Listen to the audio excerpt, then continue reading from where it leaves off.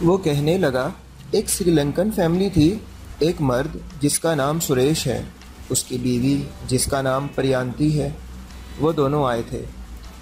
پریانتی بہت خوبصورت اور کچھ ہوشیار عورت ہے، اس کی عمر کوئی 28 سال ہوگی۔ اس نے ہی سارے معاملات طے کیے۔ سریش تو تقریباً خاموش رہا۔ پریانتی نے کہا کہ انہیں دونوں کمرے چاہئیں، ایک میں وہ دونوں میاں بیوی رہیں گے، دوسرے میں پریانتی کی بہن رہے گی جس کا نام پشپا ہے۔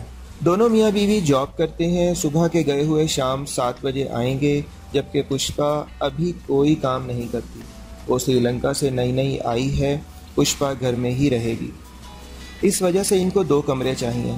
مجھے وہ فیملی مناسب لگی۔ پریانتی اچھی عورت ہے، دیکھنے میں وہ سری لنکن نہیں لگتی بلکہ یورپین لگتی ہے۔ پھر اس نے مجھ سے پوچھا کہ اس فلیٹ میں کتنے لوگ رہتے ہیں؟ تب میں نے اسے فلیٹ دکھایا، اسے بتایا کہ ایک کمرے میں اور چندہ رہتے ہیں، دوسرے کمرے میں میرا دوست شاہزیب اکیلا رہتا ہے۔ میرے کمرے کے ساتھ 2 کمرے خالی ہیں جن میں آپ کی فیملی نے رہنا ہے۔ ان کو کچن دکھایا اور بتایا کہ کچن ہم سب شیئر کریں گے۔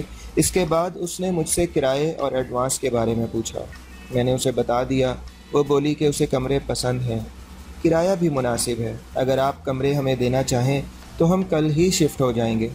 جیسا کہ تمہیں بتایا ہے کہ فیملی مجھے پسند آ گئی تھی، اس لیے میں نے کہا کہ ٹھیک ہے، آپ لوگ کل شفٹ ہو جائیں۔ وہ مجھے ایڈوانس دے گئی ہے، کل ہی وہ لوگ آ جائیں گے۔ طارق نے تفصیل بتائی تو میں مطمئن ہو گیا۔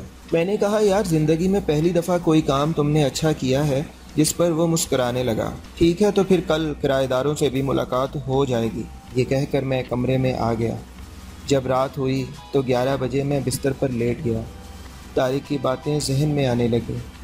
ان کرایہ داروں کے بارے میں سوچنے لگا۔ میاں بیوی تو ایک کمرے میں رہیں گے، جبکہ دوسرے کمرے میں وہ لڑکی اکیلی رہے گی، کوئی گڑبڑ نہ ہو جائے۔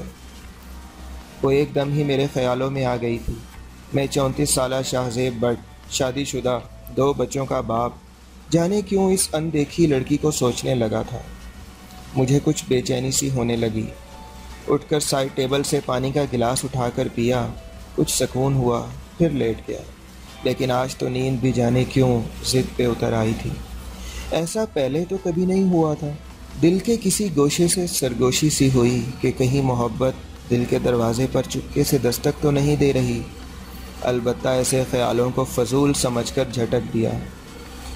اتنا نہ یاد آ کہ رات بھر سو نہ سکوں، صبح کو سرخ آنکھوں کا سبب پوچھیں گے لوگ۔ میرے لبوں پہ مسکراہٹ سی دوڑ گئی۔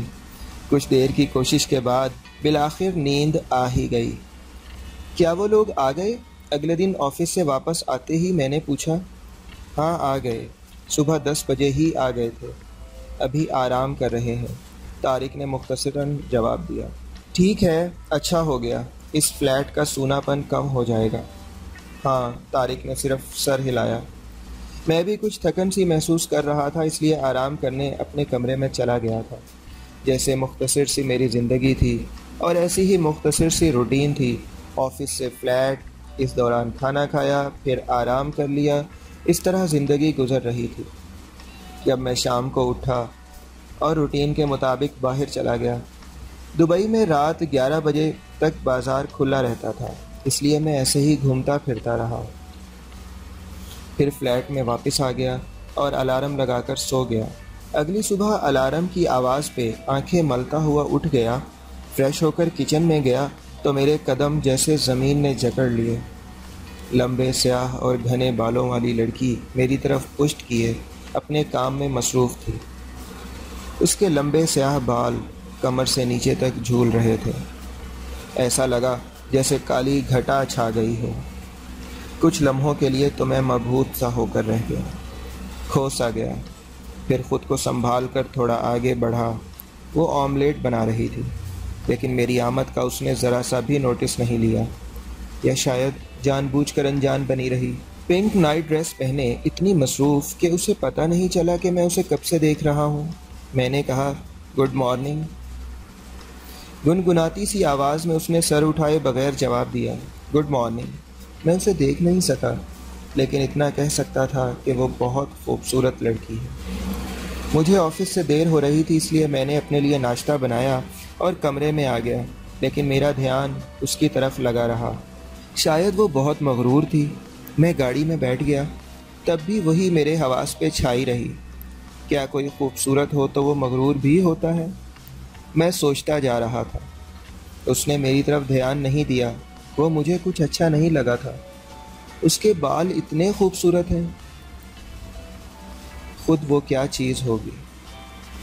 مجھے فوراً مولانا فارس رومی کا شعر یاد آ گیا۔ آفاق ہا گرو دیدہ ہم مہرے بتاں گرزیدہ ہم، بس یار خوباں دید ہم واللہ تو چیز دیگری۔ جب میں نے پہلی بار یہ شعر پڑھا تھا اس وقت تو سر کے اوپر سے گزر گیا تھا، مگر اب سمجھ میں آیا کہ مولانا رومی نے کسی ایسی ہی دوشیزہ کے بارے میں لکھا ہوگا۔ وہ میرے حواس پہ طاری ہو رہی ہے، بھلا مجھے اس سے کیا لینا دینا؟ میں خوامخواہ اس کے خیالوں میں گم رہ کر اپنا وقت برباد کر رہا ہوں۔ فلیٹ سے آفس تک تقریباً 20 منٹ کی ڈرائیو تھی۔ ان 20 منٹ میں صرف پشپا کو ہی سوچتا رہا۔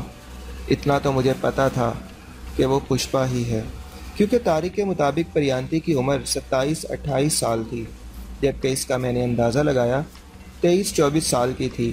پھر اگر پریانتی ہوتی تو بات ضرور کرتی۔ بقول طارق کے وہ باتوں کے معاملے میں کافی تیز تھی۔ اتنے میں آفس پہنچ گیا، پھر اپنا سارا دھیان کام کی طرف لگا دیا۔ آفس سے واپسی پر میں فریش ہو کر طارق کے کمرے میں چلا گیا۔ ہیلو ہائی کے بعد میں نے پوچھا، یار طارق وہ لڑکی کیا نام ہے اس کا؟ پشپا، وہ بہت مغرور سی لگتی ہے۔ صبح میں نے گڈ مارننگ کہا تو اس نے سر اٹھائے بغیر جواب دیا۔ بندہ اخلاقاً نظر ہی اٹھا لیتا ہے۔ آخر ہم ایک ہی فلیٹ میں رہتے ہیں اور جانے کب تک ہم نے ایک ہی فیملی کی طرح رہنا ہے؟ اس طرح تو اچھا نہیں لگتا۔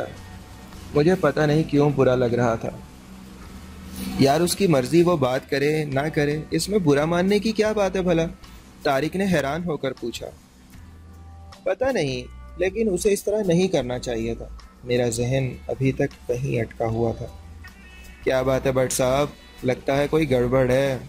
طارق نے چھیڑتے ہوئے پوچھا۔ نہیں یار، ایسی کوئی بات نہیں، میں نے ذرا ہکلاتے ہوئے اور جھیم کر جواب دیا تو وہ مسکرانے لگا۔ ہیلو ایوری باڈی، ایک خوبصورت سی آواز پر میں نے مڑ کر دیکھا۔ وہ یقیناً پریانتی تھی۔ اس کا شوہر بھی ساتھ تھا۔ اس نے بھی مسکرا کر ہیلو کہا۔ ہائے، میں نے خوش اخلاقی سے جواب دیا۔ آؤ پریانتی، بیٹھو، ان سے ملو۔ میں نے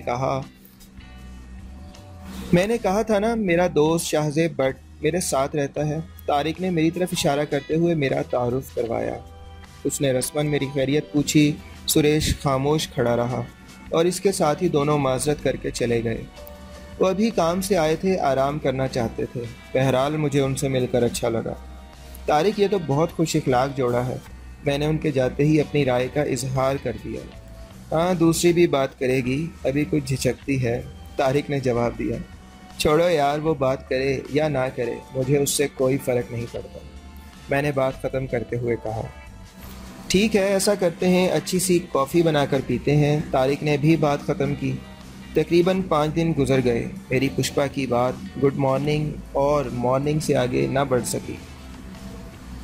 طارق اور چندہ نے کہا کہ آج چکن بریانی کھانی ہے۔ میں چونکہ بریانی بہت مزے کی بناتا تھا، اس دن میرا بھی بہت دل چاہ رہا تھا۔ کچن میں بریانی بنانے میں تقریباً 1 گھنٹہ لگ ہی جاتا ہے۔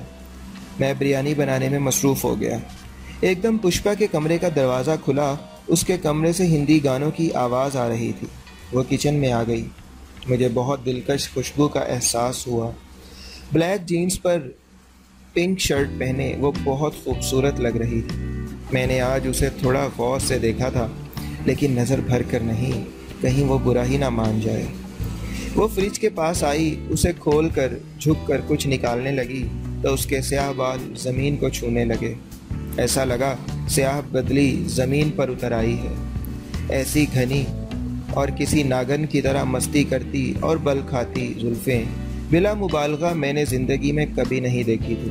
مجھے ان زلفوں سے نظریں ہٹانے کے لیے دل پر جبر کرنا پڑا تھا۔